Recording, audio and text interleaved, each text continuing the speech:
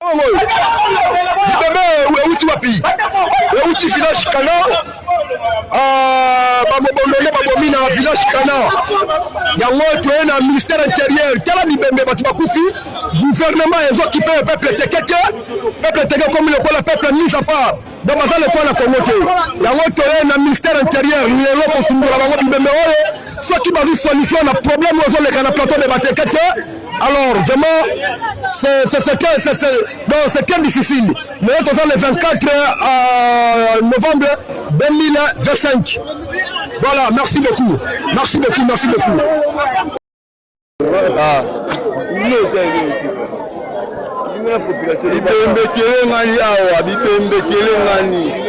Boumestre Masina asumeli Libembe bato mabele. Boumestre Masina atiri bato bawoyi na mabele abakunda Libembe te. Banda Libembe comme na cimetière esundolani awa ba famille ba yotala ka Libembe la yotala bo. Asundoli Libembe mukonda mboka esezala bena boyi. Fati beton. Boumestre Masina tena asundoli batangani awa. Ba komi la bakata moyi bato bayotola Libembe. Ko la kisele mo na mamba Boumestre ba sala.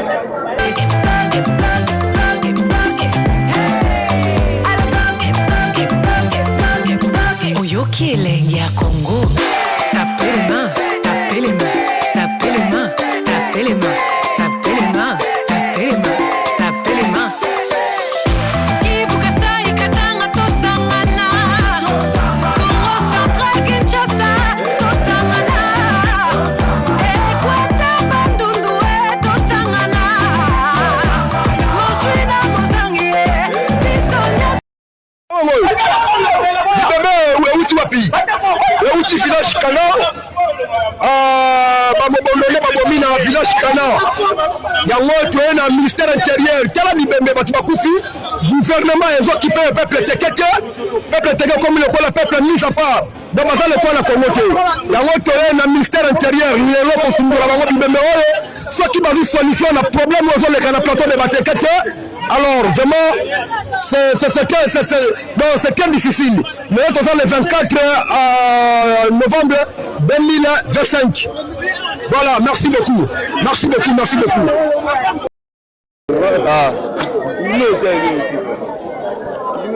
Libembe kelengani awa, Libembe kelengani. Boumestre Masina asumeli Libembe bato mabele. Boumestre Masina atiri bato bawoyi na mabele abakunda Libembe te. Banda Libembe comme na cimetière esundolani awa ba famille ba yotala ka Libembe la yotala bo. Asundoli Libembe mukonda mboka esezala bena boyi. Fati beton. Boumestre Masina tena asundoli batangani awa. Ba komi la bakata moyi bato bayotola Libembe. La question est moi, on va boumer ça le salle. On a pas petit mususu balinga comme ba maçon ah. Akotanga musala ki maçon. Musala nini ngana linyina comme journaliste mtu asali journaliste. Musala nini ngana linyina sala. Nde biloko bato ba kosala. Mais ceux qui bino botika liawa, et tozaba mi bombe, tozo sala boyi. Na prendre qu'il y a un désordre, ba komema bino na singa. Wana na prison. Ba okatela yo soki bakateli o muke c'est 20 ans. On va na prison. Tala siku banzele zate likolo mobulu ba école union sociale de l'état zotinda batongela bana ba école na 145 territoires ezo koma wate likolo ya mobulu sinon ayaka ko prélever ba mesure ya banzela basala d'étude pour que basala la bino nzela bacha makadami oyo ko banda kuna tina banduni bobomir après bokolela ke tozana pasia ozana bana combien siko bana na ewana bazotanga wapi awa boya kosala mobulu bamamelo bayelisa kingai tangu baninga baza tranquille bazodeveloppe lobi chef de l'état keko inauguré université na Kananga ya kitoko un moyen bato baya kotongeza te parce que bino bozosala désordre après bokoloba ke chef de l'état azotala biso te naye awa c'est presque une semaine on a zosala na zamba presque une semaine nazosala na zamba pona ko yebisaka bino ki botikane ngana mtu ya awa te. Alors il faut tirer les leçons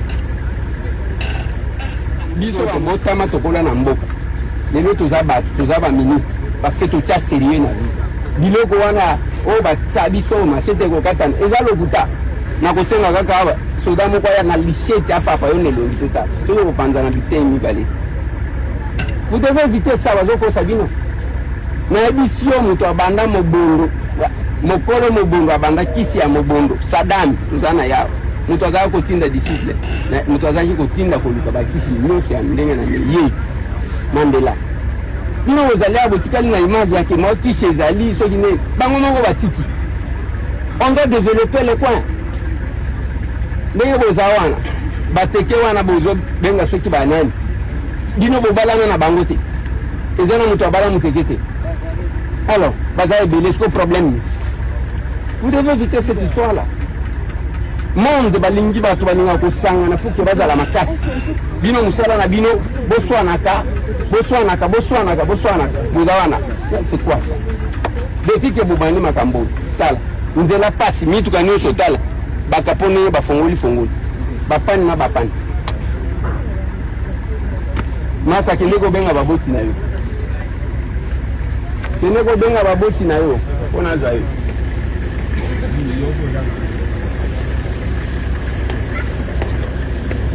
na mayo toza mokolo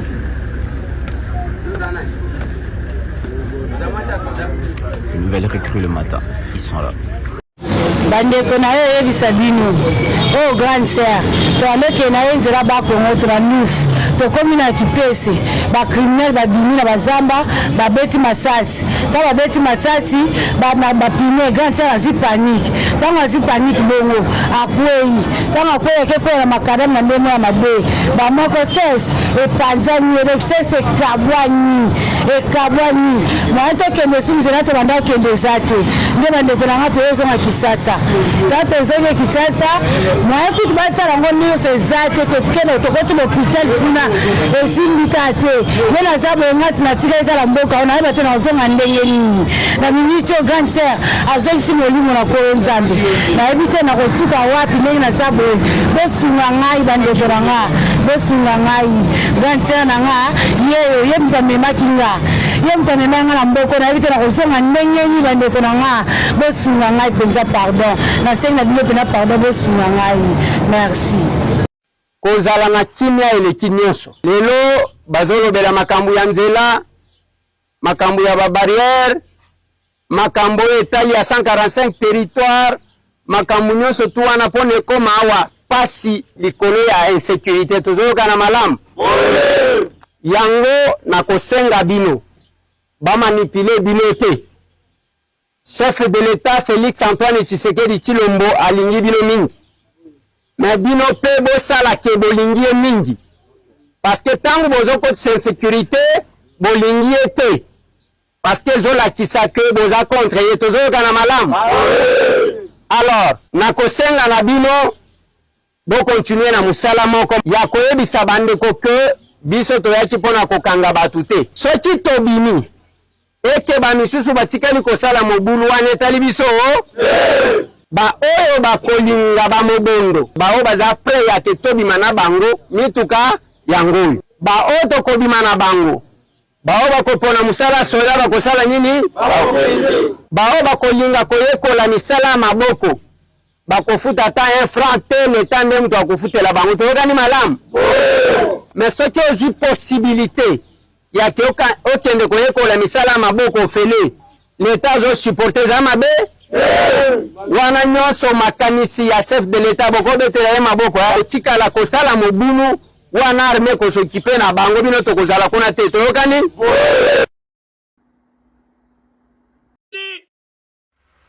Baudaki koenlever chef ya groupement Mbekana kuna na commune ya Mongafula elekanaki ndenge nini bozwa ba détail pe réaction ya mwasi na ye na moko ya mwana na ye.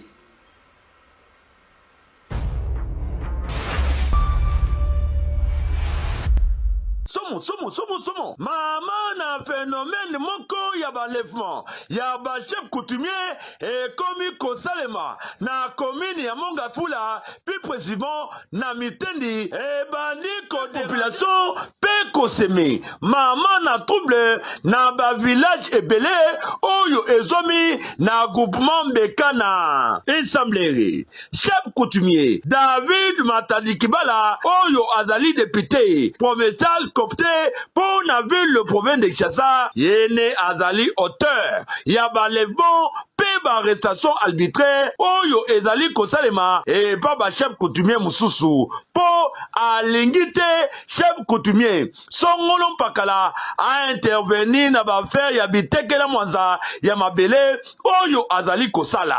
D'ailleurs maman na enlèvement moko et salemaki le 8 décembre 2025 et pas ya chef ya groupement Mbekana na kombo ya Tony Mbwadi. C'est l'enquête oyo famille emenaki et ye ko trouvé que chef ya groupement Mbekana azali tisikoyo na prison makala.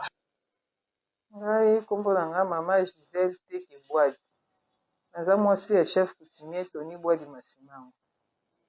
Comment ba mo ketch mo eleki ou eleki vitesse. Bien junior ato zaiki na ba coutumier balinga biloka boye. Biso beto kipe na biso ete. Papa koti na cabine kaka a changer mbongo. Dans la minute to mo na kaka ketch ngo zonge ba mo coincé porte à cabine.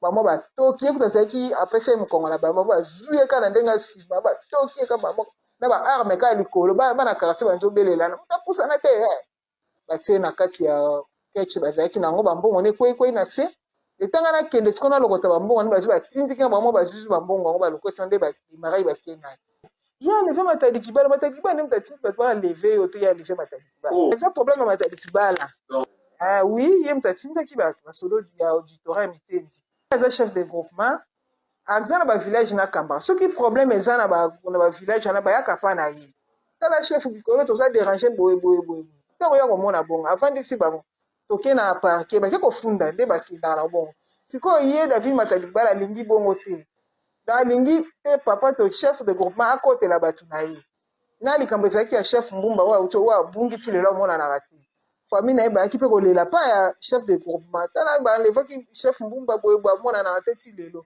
sikoyo pa zoki ba coutumier mususu ba sali net émission po bazo mona chef mbumba te ba levoki ba kende ne pe na Mitendi mais na Mitendi azate ba luke partout azate de ba sala ke émission na siko kanda sikoyo ya ye David Matadi Kibala ale atindi sikoyo bato ba sikoyo ba lever susu papa bakanga ende ba sala ki chef wana zali na ko senga na bakonzi ya mboka ministre de justice ministre affaires coutumières dans ba tele la biso likambo to ane sika to kokimia te to komi ba lettre partout tozozwa réponse moko te donc yango toyeka pa na yo aza mutu ya l'État modèle bakangela mutu bongo te aza responsable père de famille aza na adresse na ye ko enlever na nzela bongo eza propre te moko ya bana na ye pe alobi boyi mobondo yango mutu azoyibaka batu mutu nyonso bazokanga soki bakende na prison de Makala soko tuni ye plena nyami David Matadi Kibala azokina pe bachef coutumier soki akina pe yo bongo amemi yo na cour d'ordre militaire ya Mitendi lobi nango batindi yo na prison après ateki mboka na yo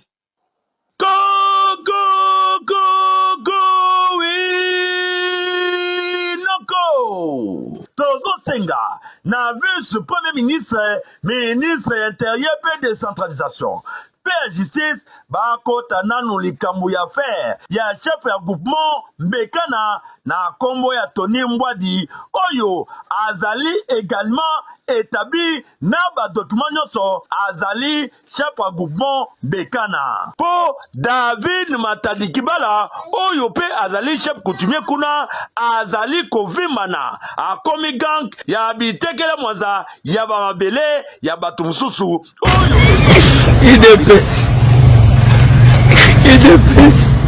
merci na bino obosali biso nebosali biso merci kaka merci to comprendre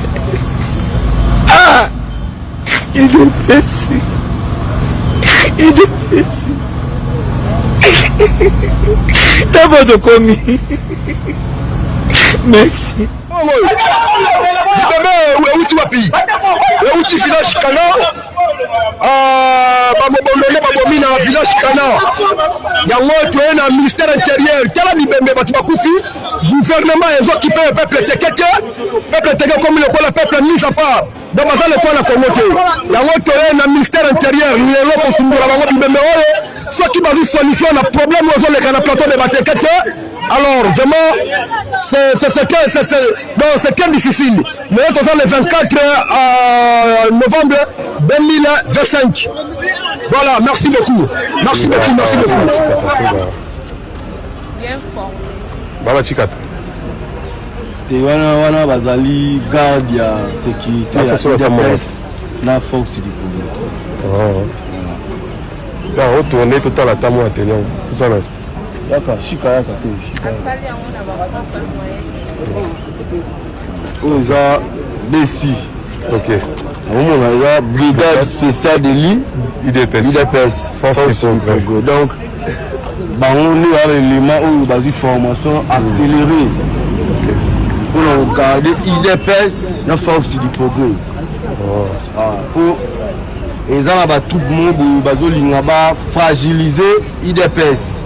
N'a pas fragilisé force du progrès pour pas avoir moyen pour diminuer le gaz IDPS n'a force du progrès.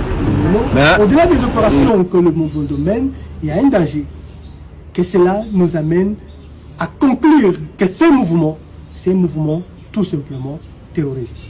Pourquoi je vous dis que c'est un mouvement terroriste? Parce que vous avez vu, moi et vous, les atrocités commises par ces mouvements rebelles au village Nkana, au village Nkumankero et à certains villages le long du fleuve Congo où les femmes ont été non seulement violées mais décapitées, où le corps humain a été morcelé tout simplement. Vous avez vu les images des dames qui ont eu la vie sauve tout simplement parce que Mobondo est arrivé et a incendié le village. Mais avant d'incendier des maisons de cases, ils ont pris l'initiative de récupérer toutes les dames qui étaient là, les enfermer dans la maison et mettre le feu. C'est tout simplement inacceptable dans un pays comme la République démocratique du Congo, un pays démocratique. Quand on appelle la RDC un pays démocratique, ça ne donne pas droit à ces voyous-là de marcher sous la loi de la République. On ne trompe pas la République chaque jour.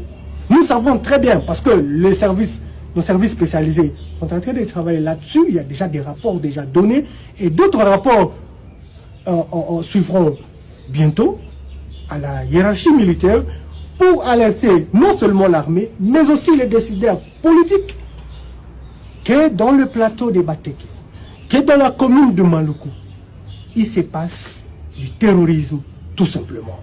Et que tous ceux qui ont de belles paroles auprès du président de la République, auprès des autorités compétentes, c'est du flou. Je vous dis aujourd'hui, sans mâcher les mots, que c'est du flou. Nous avons des preuves et ce que nous venons de vous montrer, c'est tout simplement l'échantillon de ce qui se prépare dans cette partie de la République démocratique du Congo. Et à savoir aussi, votre armée, à travers les services de renseignement, est en train de travailler là-dessus pour établir les liens entre ces mouvements rebelles Mobondo et aussi avec d'autres mouvements rebelles à travers le pays. Et nous avons des informations, jusque-là des informations, de certains contacts entre les mouvements rebelles dans la partie est de la RDC avec ces mouvements Mobondo qui aujourd'hui essayent de déstabiliser les institutions de la République. Le danger est que la majorité de gens qui sont derrière Mobondo, je me répète, sont souvent derrière le président de la République.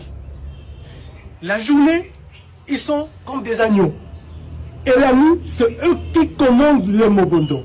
Parce que les capitaines...